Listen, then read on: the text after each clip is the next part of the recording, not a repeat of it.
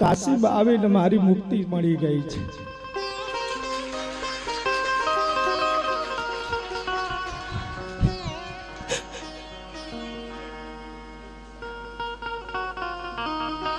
મહારાજ તમારો ખૂબ ખૂબ ઉપકાર માનું છું।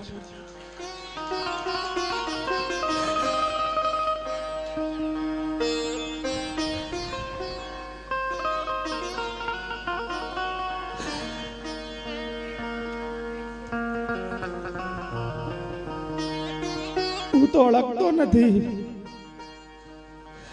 મને તો ખ્યાલ પણ નહીં।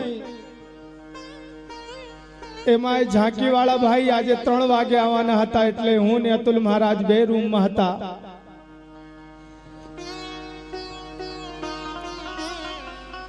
અતુલ મહારાજને મેં કહ્યું, મેં કીધું ક્યારે કોઈ દિવસ કાંઈ થયું નથી, તો આ વ્યક્તિ નું નામ આવ્યું છે,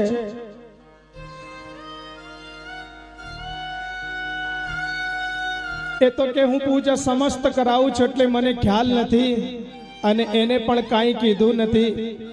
નામ મને બરોબર યાદ છે ને કીધું કે હું મહારાજ જગદીશભાઈ જાવિયા બોલું છું।